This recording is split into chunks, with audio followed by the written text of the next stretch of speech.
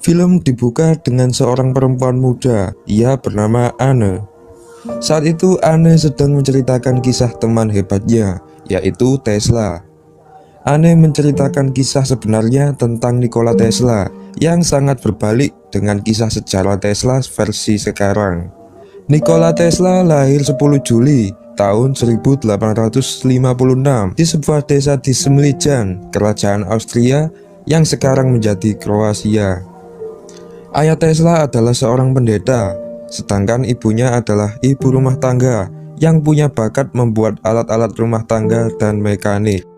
Tesla mengaku kemampuannya berpikir menurun dari ibunya. Ayah Tesla sebenarnya ingin Tesla menjadi tentara, tetapi Tesla tidak tertarik pada kedua profesi itu.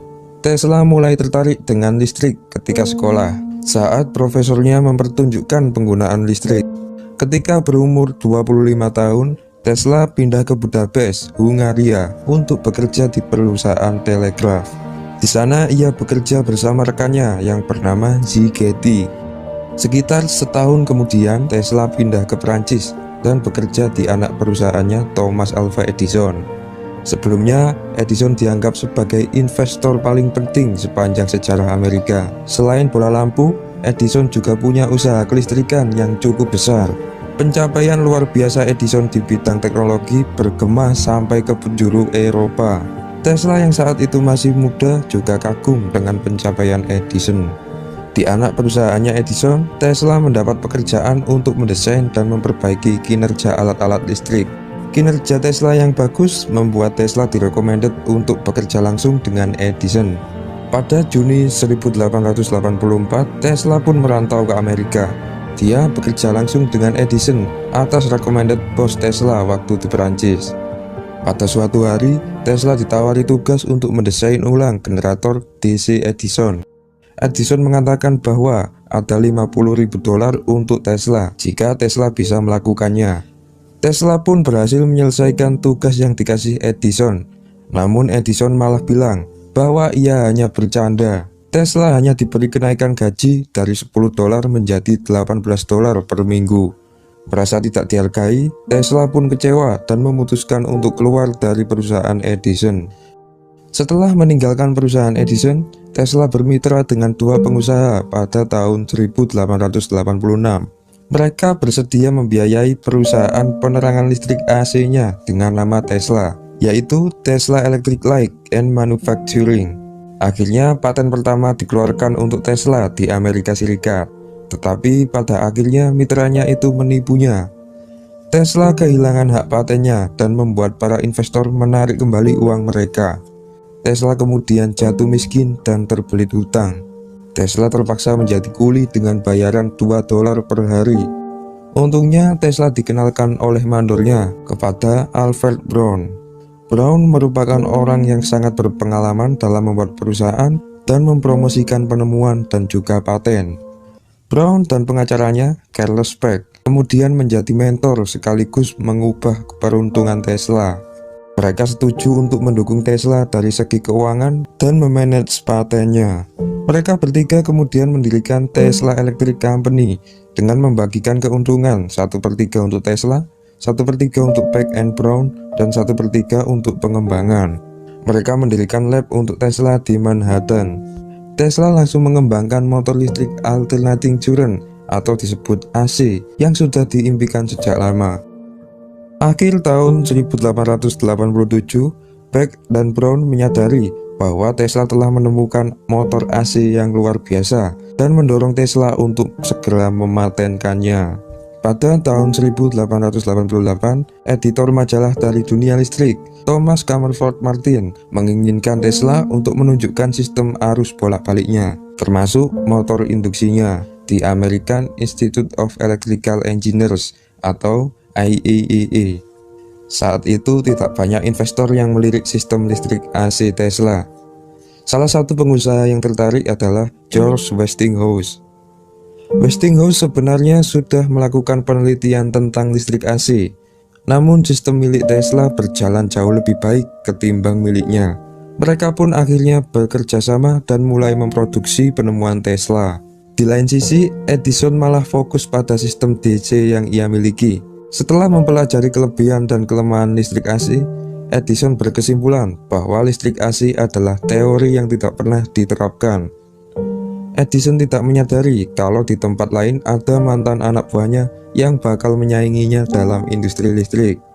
Sejak itulah industri listrik terbagi menjadi dua kubu, yaitu listrik DC yang menghasilkan arus listrik searah, kemudian listrik AC yang menghasilkan arus listrik bolak-balik. Masing-masing kubu memiliki wakil perusahaan besar. Di kubu DC ada Edison Electric Light Company dengan CEO-nya yaitu Thomas Alva Edison sendiri.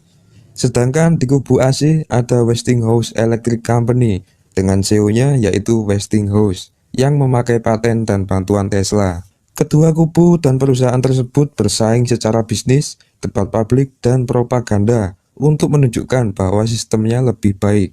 Kemajuan pesat listrik AC membuat kubu DC panik. Saat itu kubu DC berusaha melakukan propaganda untuk menjatuhkan listrik AC. Beberapa kelompok DC tersebut bahkan sampai menyetrum beberapa anjing dan kuda sampai mati menggunakan listrik AC untuk menunjukkan kepada masyarakat tentang bahayanya listrik AC. Tesla sudah mengantisipasi hal tersebut. Dia terus memperbaiki sistemnya. Untuk meyakinkan masyarakat waktu itu, Tesla berdiri di atas panggung dan mengalirkan listrik AC melewati tubuhnya dengan menggunakan lampu neon. Propaganda pendukung DC pun tidak terbukti. Persaingan dua kubu itu berakhir setelah investor meminta perusahaan Edison untuk memakai AC. Akhirnya Edison kalah dan kemudian keluar dari perusahaannya sendiri. Edison pun akhirnya mengakui bahwa dia salah dalam memperkirakan potensi listrik AC. Edison sempat memberi tawaran dana untuk Tesla, namun Tesla menolaknya. Tesla kemudian mempunyai teman baru yang bernama Anne. Anne merupakan anak terakhir dari J.P. Morgan, seorang bankir elit kaya raya. Anne ingin mengetahui Tesla lebih dalam, karena Tesla adalah orang yang sangat luar biasa menurutnya. Setelah peristiwa itu, Westinghouse memenangkan lelang proyek pembangkit listrik yang memanfaatkan air terjun Niagara. Westinghouse dan Tesla membangun pembangkit listrik besar bertenaga air pertama di dunia. Saat itu belum ada teknologi yang sanggup memanfaatkan energi yang sangat besar seperti itu. Berkat mereka berdua, tenaga yang sangat besar dari air terjun Niagara bisa dikonversi menjadi listrik dan ditransmisikan jarak jauh sampai bisa menerangi seluruh kota New York, tentunya dengan menggunakan sistem AC. Teknologi PLTA ini menjadi pionir dan diterapkan di berbagai wilayah di Amerika bahkan dunia. Berkat keberhasilannya memanfaatkan tenaga yang sangat besar dari air terjun Niagara, reputasi Tesla langsung naik. Dalam beberapa tahun saja setelah tiba di Amerika, Tesla sudah berhasil menjajarkan diri dengan penemu hebat Amerika waktu itu, seperti Edison, Wright Brother, dan Alexander Graham Bell. Setelah sistem listrik AC Tesla berkembang, dia mendapatkan uang banyak dari paten-paten miliknya. Istimewanya, Tesla tidak menyimpan atau menggunakan uangnya untuk foya-foya, tapi dia gunakan untuk melakukan eksperimen lanjutan dan membuat alat-alat yang baru. Pada suatu kesempatan di labnya, Tesla mampu bekerja sampai 84 jam tanpa tidur ataupun istirahat. Di sisi lain, Anne ternyata diam-diam menceritakan kecerdasan Tesla kepada ayahnya. Setelah kesuksesan Tesla dengan AC motornya, Tesla tertarik dengan transmisi energi tanpa kabel atau disebut wireless. Tesla memberitahu Anne bahwa dia berencana pindah ke Colorado. Di sana ia mulai bekerja mengembangkan kumparan Tesla. Percobaan pertamanya sangat mengesankan, tetapi suatu saat Tesla mengalami kecelakaan yang membuat generator lokal meledak dan membuat lab lain Tesla terbakar. Tesla kemudian kehilangan banyak alat-alatnya dan terpaksa mencari investor lagi untuk bisa mendanainya.